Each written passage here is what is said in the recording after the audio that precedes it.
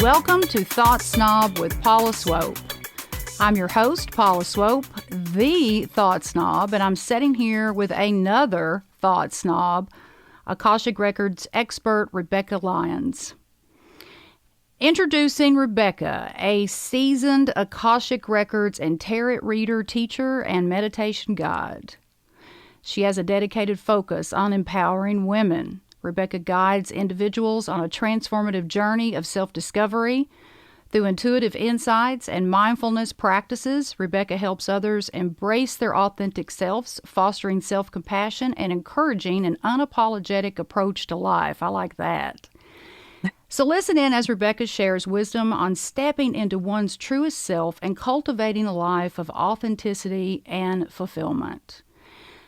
Now, you guys must know that Rebecca and I are worlds apart, geographically speaking, but the physical distance means nothing when two people are spiritually connected. So, Rebecca, thank you so much for being here. Thank you. I'm very excited to be here. It's not like, as you go about life, that Akashic Records experts are on every corner. No, unfortunately not. Truly unique.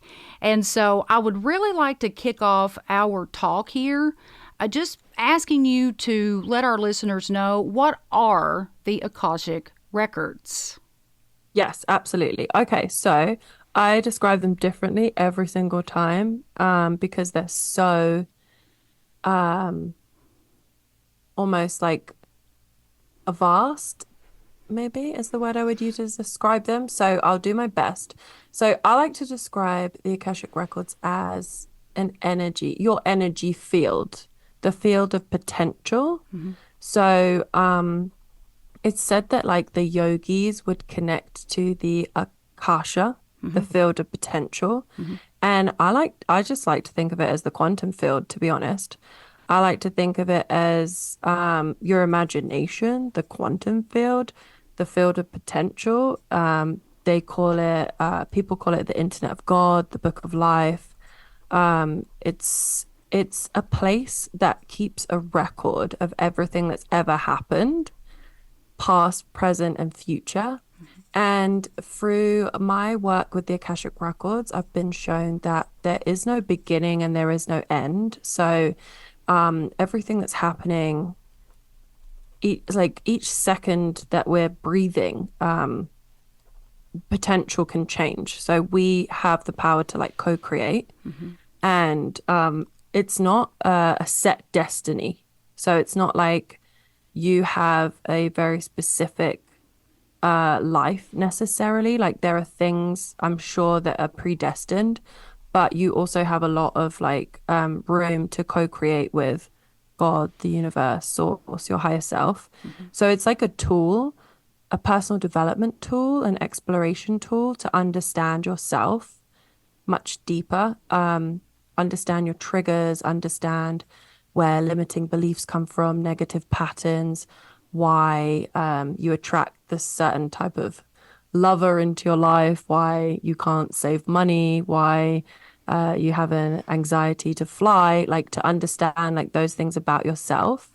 So yeah, I don't know if that makes sense. I like I said, It makes it's total sense to always me. like it does make sense. Okay, good. Because like it's and I have the records open now. So like to explain quickly, you open what you do is you open your Akashic records. Okay, so there's like the field of potential. You can open like, see, I'm not going to necessarily do it justice because I actually don't look into it too much. I just use it, and I love it. But you open the Akashic records with a pathway prayer. So you say specific words and either your name or the person's name of records that you're opening. And it's like you have this concentrated channel to your records where you can just download information. So the reason I'm saying that is because I've got my Akashic records open right now. So when I'm channeling, which means I'm connecting to my higher self, my spirit guides, loved ones who've passed over, God, source energy, like when I'm speaking, I'm often not even, it's not just me speaking. It's like I'm speaking what they tell me to speak. So it's never like a set description because I change, the records change, my understanding of them change, our our collective consciousness is changing depending on who I'm speaking to. Also, like I'll describe it differently, but pretty much what I've said is like a general understanding of what it is. Yeah, That and was a that's long-winded way. well, it's absolutely fascinating because I was at dinner last night with my group of lifelong girlfriends, and we had all gathered for one of their birthdays, and they were asking me about my podcast guest today, and I said, well, her name is Rebecca Lyons, and she is an Akashic Records expert, and of course they're like, what the hell is that? And I gave them this very, basic definition, but of course my mind is always working. And I thought, everything I just said to them, the Akashic Records, they answer that why question, why things Yeah. are the way they Yeah. are. Yeah. Exactly. Yeah, that's a really Right? good way to put it. Right? Exactly. I Yeah. mean, yeah. Yeah. And I made actually a video about this a week or so ago about the whole everything isn't written.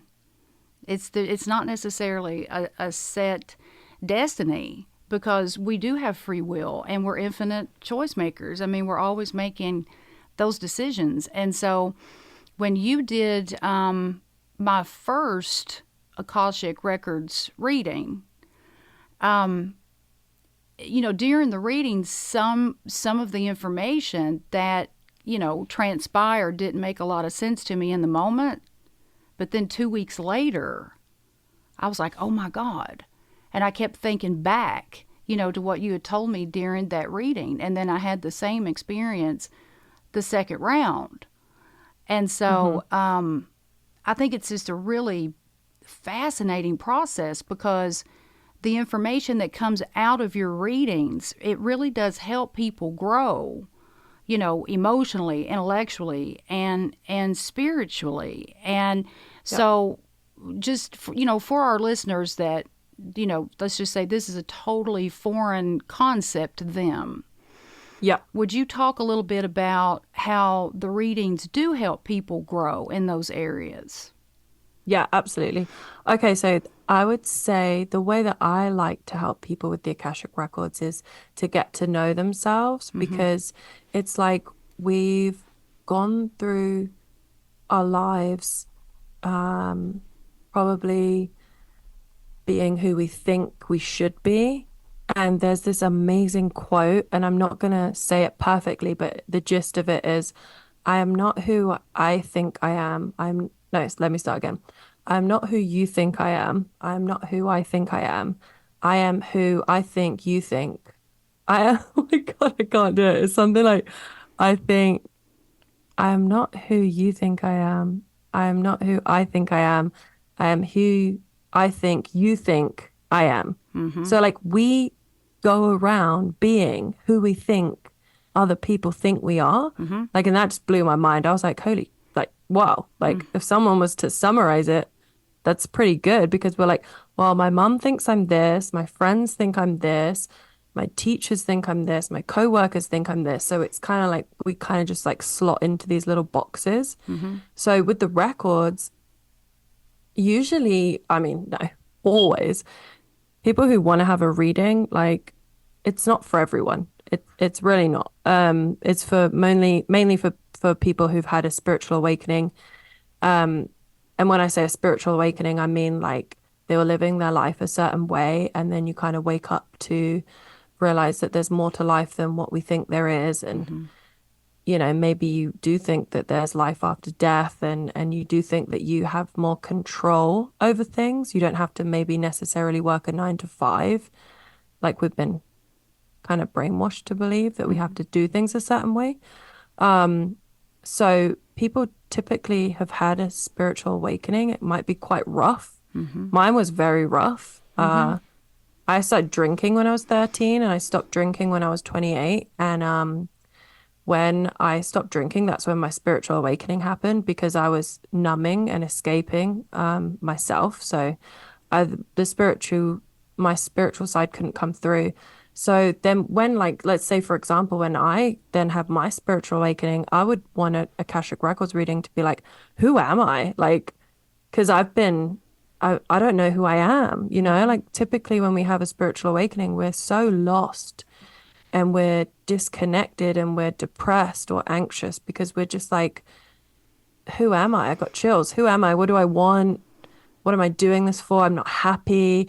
I don't like my job. I don't like my friends, whatever it is that's happening for people. So a reading will help them understand who they are, what they want, and why they are a certain way because we tend to get to the root cause of things. So, like, if someone is like, I just have problems attracting money or holding money, like, I can make money, but I spend it straight away. And then you're like, well, why is that? Because, like, I'm aware of the pattern and it keeps happening, but I don't know why. I would go into their records and find out where it came from. So it might come from, this is very big also on reincarnation with the Akashic Records. So we believe that when we die, we go on, we live on, Yeah. basically. And we've had previous lifetimes before, potentially millions. So I would look into potentially a past life or their childhood or their ancestors or their parents. And I'd be like, it's not your fault. It comes from this place and it's okay. And then I'd ask the Akashic Records, well, how do they let go of it? What can they do next? A lot you know because you've had a couple of readings. What you get homework. They're like, do this, do that, try this, try this, try that. So in a reading, you can understand who you are, why you are the way you are, what's your purpose. I mean, that's a big one because a lot of the times we're like, well, what is my purpose? First of all, I want to say your purpose is just to be a human being. Like, there's no like specific like, oh, you missed your purpose. Like, your purpose is that you incarnated to have a lifetime and you're here and you basically, I mean, if you want to go super deep, like I had this realization recently that like basically I have it written on my phone, so I'll see if I can find it, but I'll try and remember it. It's like we come here and the foundation is unconditional love, but we don't know that because most people are brought up in a family where love is conditional. So, you know, grades, be a good girl, be a good boy. You want to be a girly girl or a manly man. You know, there's all these different things that we're kind of like conditioned to be a certain way. And then we form these bad habits because we're like, well, I only get love if my mum thinks I'm quiet. So you go from being an outspoken girl to being a timid, quiet, introspective, well, introspective isn't a bad thing, but intimidated girl. Intimidated's the perfect word. Intimidated, right? And Yeah. then you're intimidated by authority figures and you're a shell of a person because you're not expressing yourself because you think or you've learned when you're a child that if you express yourself fully, people don't love you. So you don't show up, right? You don't show up as your fully expressed self. So yeah, I had this realization. I was on the train. It was just before Christmas. I had my Akashic Records open and I just started streaming down this knowledge and it just blew me away. And basically what they said was the the foundation for every single human being is unconditional love. We just don't realize that. And if we realize that, then when we have a spiritual awakening and when we wake up from, you know, like say you're living your life a certain way and you don't think you have any control, you think that it's hard and you have to be competitive to achieve anything, those kinds of things. Then when you have a spiritual awakening, you're like, oh, I can create things with my thinking and my visualing and different things. Then you can either use that for like evil or you can use it for good. So you can manifest things and have a life full of love and like, you know, what you're doing. You have this podcast, you want to help people, you want to inspire people to have an amazing life, or you could go down the other route where you purposefully are greedy, or you use and abuse people. It's kind of like you kind of go one way or the other, and you can kind of go in between. So I think that we just don't realize that actually we can co-create, and we can co-create in a good way, and we can co-create in a bad way. We can go in between, and like in past lives, we will have been very bad people and very good people. And that's why we have like a mixed bag of like karma of like who we are right now, because we've just been so many different people. Does that make sense? I feel like I went off on a tangent then. No, it makes total sense, and it ties in to like everything that I want to talk about. So, I think that a lot of people do not realize that we're always manifesting. Yeah. Right? And the whole choosing what we choose to create and co-create with the universe, if that is done on an unconscious level and nobody has done the type of inner work that they really need to do, and I consider the Akashic Records to be a form of that, right? I mean, 'cause it's very empowering. Then they just kind of float about doing all of this, unconscious creating, and they get all this stuff that they don't want, right? And when they haven't explored why they behave the way they do, or why they do the things they do, or why these crazy patterns keep popping up in their life, if they just think they're victims of chance, then that's where... what Carl Jung says. Have you had the quote? I think you might have shared it as well. I probably did at some point. He says something like, oh no, do you remember it? Carl It's something Jung. along the one where he says that when you leave, when basically the outline of it is that when you don't do the inner work, you will get a particular life that you don't want, and you'll call it fate. Right. But it's actually not fate. I mean, it is fate, because it's kind of like you've left it to fate. But by chance, no, it's not fate, because it's like when you just like what you're saying, when you just leave it to chance, your life will create itself. Your life is still going to happen. So it's about like taking the charge, right? Yeah, exploring and researching and finding out things and about yourself. I mean, no one is a finished product. No way. Right? No, I know, I'm telling you, I've done so much work on myself in not in the longest amount of time, maybe in like 6-7 years, but I'm pretty obsessive, and I've gone in hard, and I'm telling you, I realized I'm never gonna be perfect. I'm never gonna be this enlightened, like, person who's never bothered by anything. And I have to be okay with that, because that's part of the human experience as well. Yeah, it's part of it. And it's what makes us all unique and clever and interesting. And, perfection is never anything that I've really strived for, but I've also had to do a lot of admitting during my spiritual journey. And I think that, and I'm just, piggybacking on everything you just said, but I do believe that awareness is like the foundation. That's the foundation of having a spiritual awakening or any kind of like self-empowerment, transition. You go from disempowering to empowering. And I think that awareness absolutely has got to be there. And then I think next, it's admitting, and it's admitting things about yourself, facing your shadow, facing those aspects of yourself that you don't like, and not necessarily trying to get rid of them, admitting, accepting it, and then being aware to catch it when you find yourself in a space that you might be creating something that you don't want. And nobody's all Yeah. good and nobody's all bad. And I Yeah. think Oh, that the 100%. Akashic Records reveal all of that, right? Yeah. Mm-hmm.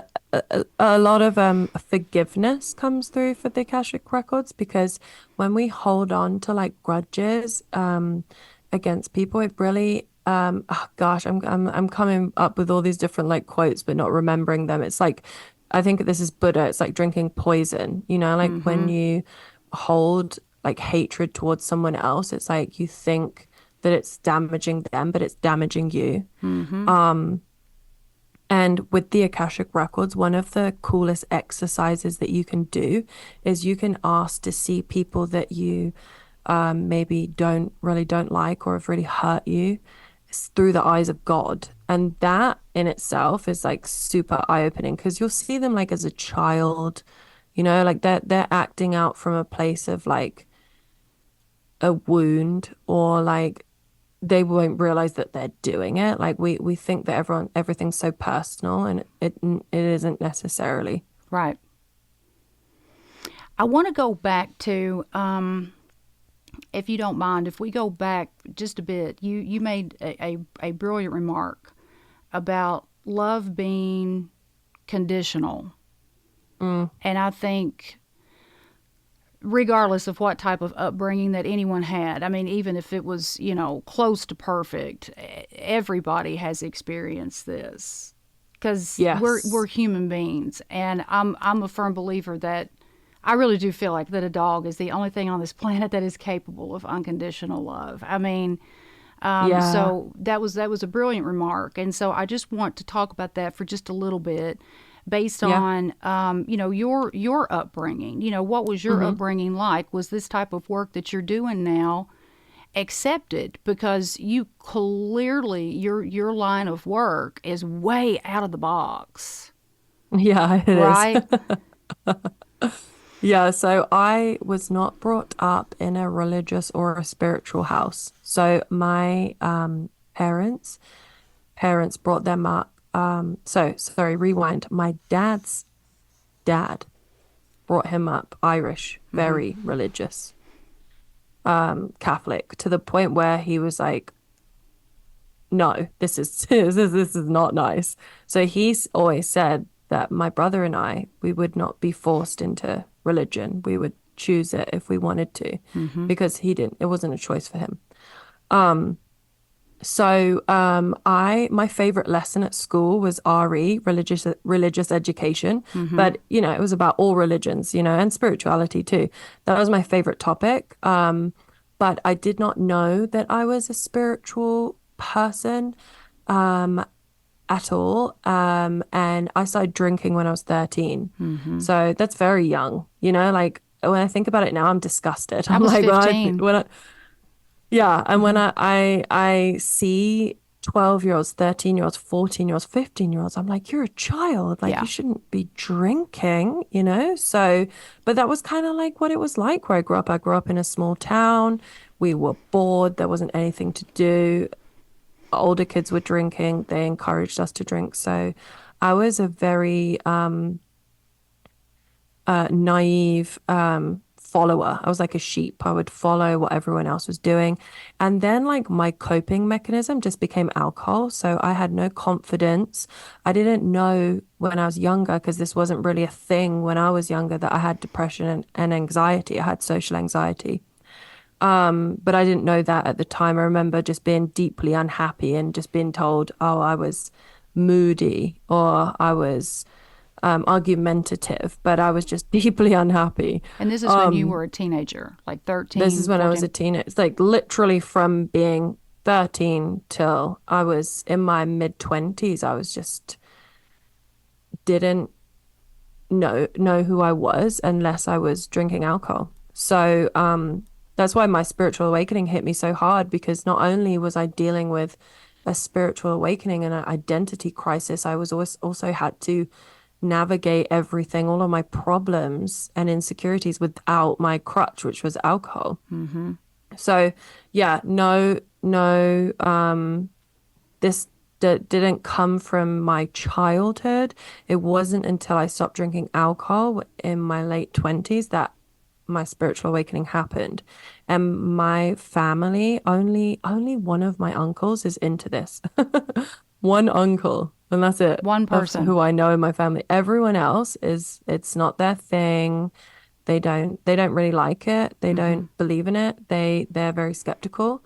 Um, Same with my boyfriend's side of my boyfriend's family. Not many people in his family are into this. So I'm like a, like a black sheep. I Mm-hmm. am. And I'm I'm okay with that now. But I do find it really draining to have conversations with people when it's not like super like Mm-hmm. these kinds of conversations. And Mm-hmm. I'm working on that because I can't just like only talk to people about these kinds of things. I need to talk to people about different things too. But I do find I'm like weather or complaining or like anything else, I'm like, I I know. don't want to talk. Well, and you and I have talked about this before. Yeah. And I can relate to that so much because, man, I really struggle with trying to force a conversation or make small talk because when you get right down to the truth of it, and I don't have a lot in common with Yeah. many people.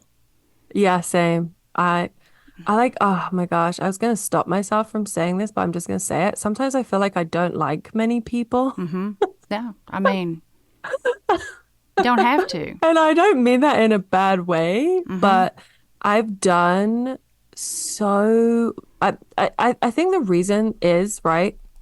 I am so sensitive and I can read people's minds. I and I don't mean that in a toxic way because I don't go around reading people's minds. I don't want to know. I'm very respectful of people's privacy.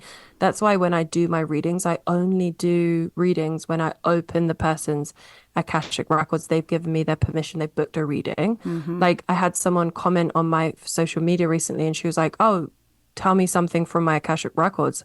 And I was like, that's like going to an accountant and saying, do tell me my tax without like booking in and paying them a service. I was like, this is my business. This is a service.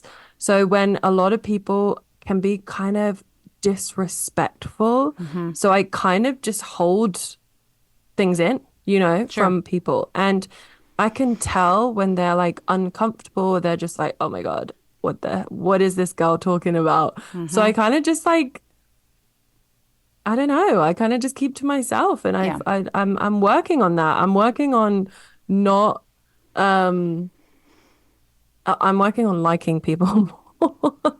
Well, and I have said the exact same thing. And I know that truth is actually a person's perception and the meaning that we all individually make of things. But I, don't like everybody. It's not even possible. I know, right? And then, do you know what as well though? The reason that I like cringe when I say that because I'm like, I'm a spiritual person. I've got to be love Right. and light.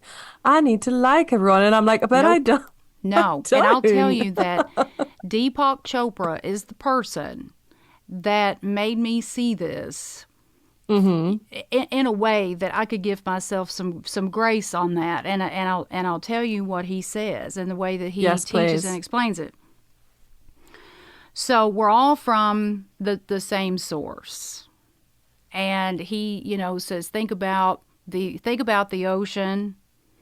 And as you stand there and you look at it, it just looks like infinity. It looks like it just goes on and on and on and on and Yeah. on, but it really doesn't, right? It does end somewhere out there. But just Yeah. standing there looking at it, it's like, whoa. So view that as the source, but then there's all these waves, okay? Mm. Waves, and they're like snowflakes. No, not one wave is the same, but Yeah. they're all from the same source. And Hmm. so the waves are like our individual selves. That's our souls. And here Yeah. we all are in this same big old body of water, but we're all different. Yeah. And so it's like if I can just keep that in mind and view everybody from being from the same source as me and know that we're all in this together, then I can love them, but not like them and not associate with them. Yeah. Yeah, exactly. And I can I like respect, that. right? I mean, I can respect their differences and instead of judging, Yes. And that's right? probably very judgmental of me to say I don't like. I don't consider it to be because I think that judgments and observations are vastly different. Yeah. Now, And if you think about it, if you think about the sea and you think of all the fish and the creatures in there, they don't all like each other. of course they don't, they'll kill each other They in a don't minute. like it. Some of them eat each other, some of They them kill do. each other, Right, and then some of them just randomly get on with each other, you know? So it's right, like, yeah, right. And so if I can just keep that in mind and, not just take one look at someone and make these, harsh judgments, be like, they're not for me. But if I'm around yeah, somebody and they're rude or they're disrespectful, okay, that's an observation that I have made. And so I'm going to yeah, use my free will to not associate with that person. Why would you even waste time? I mean, it's like you said, time is precious. You said that I think before we yeah, even, officially yeah, started our talk. But why would we ever waste our time doing something or being around somebody that irritates us or upsets us or whatever? There's just no yeah, use in it. So we cannot like everybody and still love them. I mean, yeah. that's where I'm at right now at 47 years old. And that is I a like it. I long like way it. from 20 years ago. Yeah, Like, and you know what, as well, I was having this conversation with a friend of mine on New Year's Eve, and we were saying that it seems like maybe like 80 or 90% of the population are probably not like living in their true, like how they really want to be living. oh, there's no doubt. So I think that's why when I'm around people, I can, because I'm so, like I said, I'm so sensitive. And that's why I drank for so long, because I was so Mm-hmm. sensitive, highly, highly sensitive person, which is why I can pick up on things and I know things and stuff, even if I don't want to. And that's another thing. Like I always used to say this when I was younger. I was like, I always see the worst in people. I don't know why. Not the worst as in like, oh, I see that terrible, unspeakable things. But like, I don't know what it is. I don't know if it's like my astrology or something. I don't know. But I seem to like pick up on people, like Mm-hmm. if they're not genuine. Yeah. And it kind of shocks me because I'm just like an open book. Sometimes I'm too open, like I'm like, well, reel it in a bit. But I pick up on things from people that are not so genuine. And Mm-hmm. a lot of people just aren't that happy. I It's can true. admit I've spent most of my life not being very happy. It takes a lot of energy and effort to be happy, Mm-hmm. but it takes a lot of energy and effort to be unhappy. So it's like you have to pick your poison, right? It's like put the effort in and live a life that you actually like, where you Right. have to be disciplined. You have to say no to things. You have to be disliked by some people for being who you are because you're honest and open and you're vulnerable. I think vulnerability is something that people relate to a lot, Mm-hmm. which is something I'm trying now because I used to try and be a bit too like good girl spiritual, like show Mm-hmm. the good things and not the bad things. So now I really like to just be a little bit more genuine Yeah. and like actually like, oops, because that's what makes us real as well. And I realized that from being like a recovering people pleaser is that I would just go along with what everyone else was saying and not share like my unique opinion, even if it was something they didn't agree on, Mm-hmm. because it doesn't matter. It's not about everyone agreeing on everything. It's just like bring something new to the table, Right. like bring your own flavor. Don't Mm-hmm. just carbon copy Coca-Cola, and Right. come out with this awful tasting one, because they never taste the same. Right. The secret recipe. When you The were secret recipe. right. And I have to ask this before I forget. When you were in your people-pleasing era, we'll call it, because God knows I've been there. Still struggle with it, you know. Same. It's just there, right? It's like ingrained. So a friend described this to me, right? It's like a snow slope, a ski slope, and you've been skiing down the same track for like 20, 30, 40, 50 years, however long. Then you change things and there's a new sprinkling of snow, but you can so easily go back down that slope because it's so ingrained, right? I was like, yeah, that's such a good way to describe It's it. like a bad habit. It just really is. It's It is a bad habit. It's like a bad habit. And when I was in my, at the peak of my people-pleasing era, and I don't know if you can relate to this or not, but I could really feel great about something and have these, great ideas and things to contribute to a conversation. But the moment that somebody came in with an opposing opinion, I immediately thought that I was wrong. Yeah. And would start second guessing myself when deep down, I knew I wasn't wrong. Yeah. But I would still, 100%. right? Yeah. That went along with that whole thing with just... It's awful. Yeah. Yeah. So I used to have colitis, and colitis, the emotional the emotional connection to colitis is being unable to speak freely in front of like authoritative and family figures. So someone who is like maybe a parent, a grandparent, an auntie, an uncle, someone who's maybe older or has more authority. Then it could also be a boss, a co-worker, a friend, whoever they are, not being able to stand up for yourself and speak your truth in front of those people. So I suffered with that for a really long time because I would just, I thought I was best thing to do was to go along with people. I thought that's what they wanted, It's not. It's really not. It's boring. And the itises, this is what is fascinating because I've told you about me being diagnosed with interstitial cystitis. If you go back and you look at the research that's out there about all the itises, it's all inflammation. It's all caused by inflammation accumulating in the physiology, and inflammation is at the root cause of nearly every disease known to man.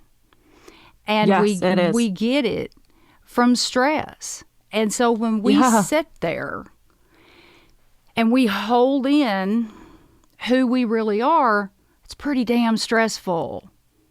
Yeah, it's pretty damn stressful. Oh my God. And that was it as well, because it was my intestines. And that's when you hold on to things and you can't let things go. I would hold on to things. I honestly, so I'm like, I'm really good at giving other people advice, but I'm not necessarily the best at taking it myself. That's what I'm working on right now. So to be honest, though, I think we were going to cover this, right? I was very sick in October. Well, I was getting ready. I was leading into that. Yeah. So let's just So let's I'll tell our listeners. Yeah. So and it was back in the fall that you had the near-death experience. Yeah. And I feel terrible because we messaged back and forth some, and I knew something wasn't right, but I did not know how serious that it was. So, and I was wanting to ask you. And don't feel terrible at all. Yeah, you don't need to feel terrible because I kind of kept it. I kind of shared it, but I also obviously kind of kept it to myself because. So what happened was I went into hospital on the 21st or the 20th of October, 2 days after my birthday, right? 2023.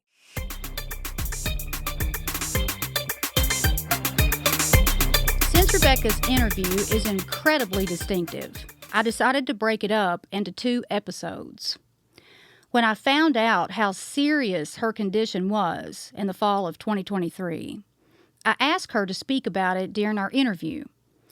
Our discussion led to a mesmerizing talk about her near-death experience.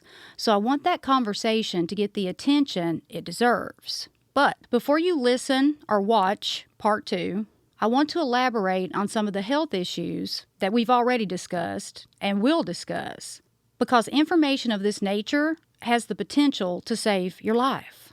Many of you know that I'm a Chopra certified life coach, meditation instructor, and Ayurveda specialist. But before starting my certification work at the Chopra Center, I was somewhat aware of the dangers of repressing negative emotions and allowing them to linger for decades. But after spending 2 years studying at the Chopra Center, I am keenly aware of the dangers associated with negative emotions and disease. Rebecca was hospitalized with colitis, septic shock, and gut issues. She also had chronic stress and adrenal fatigue. She admits she was not in the best headspace leading up to her sickness. She was blaming and being very negative. She was stressed and not taking excellent care of herself. She wasn't saying no enough. Here's the deal. We often allow the mind to run the show, but our body actually tells us what we need to know. So all of these conditions ending in itis, like colitis, arthritis, bursitis, tendinitis, and so many other itises, are all caused by chronic stress accumulating in the physiology and turning into inflammation. Then, if the inflammation isn't reduced, disease will manifest. I have personal experience with this. After years of enduring abuse, holding things in, repressing my emotions, and operating day to day with a very low level of emotional intelligence, I developed interstitial cystitis, commonly known as IC. IC is a rare bladder condition, and it is very misunderstood by medical professionals and health insurance companies. People with IC cannot tolerate foods and drinks that are highly acidic. IC is way more prevalent in women than it is in men, and most women suffer immensely from IC. It can be very, very painful. Medical professionals claim there is no cure, but I can tell you this. I am, for the most part, asymptomatic.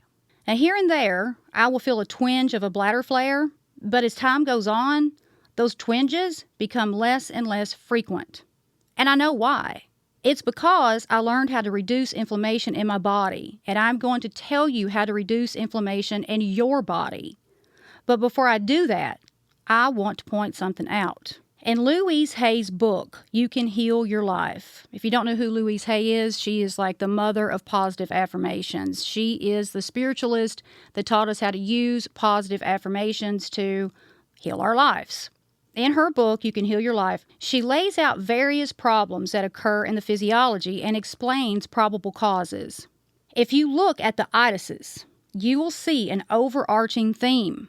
Anger. Repressed anger and everything that causes anger is listed as a probable cause for the itises. For example, on page 182, cystitis is caused by anxiety, holding on to old ideas, fear of letting go, and being pissed off. Well, that describes me perfectly during the first 3 decades of my life.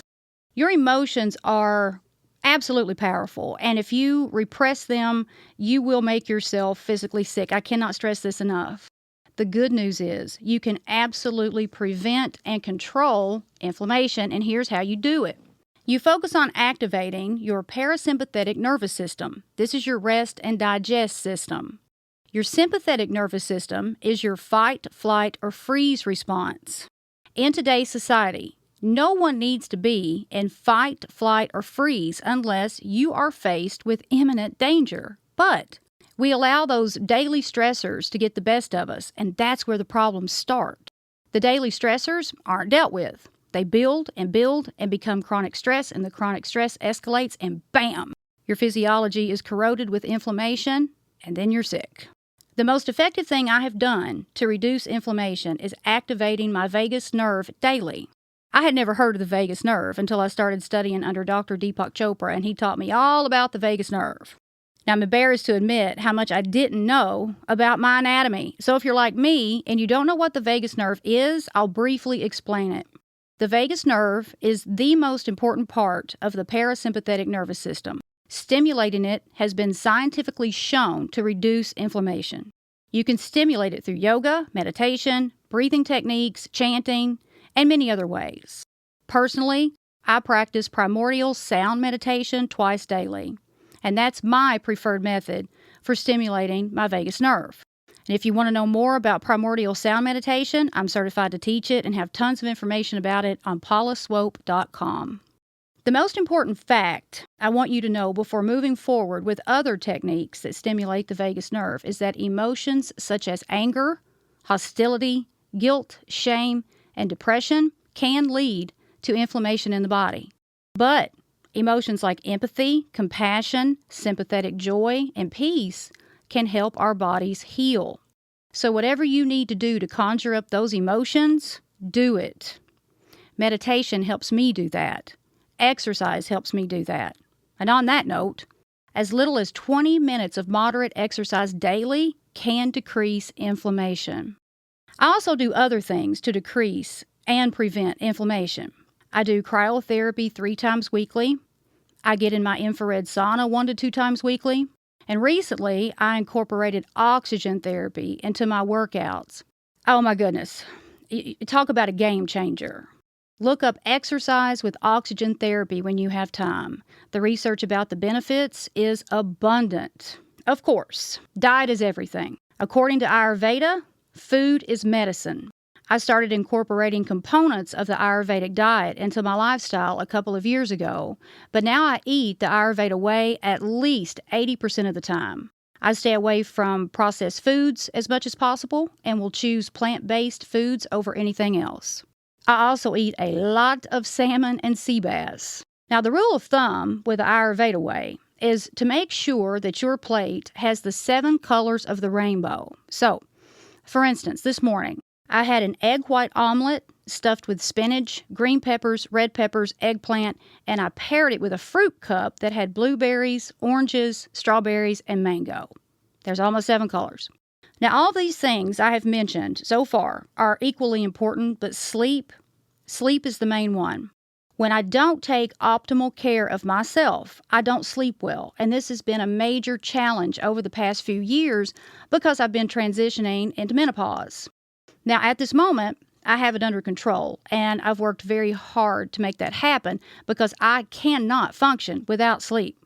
Sleep is when we digest our emotions and heal. It's when our body repairs and rebuilds itself.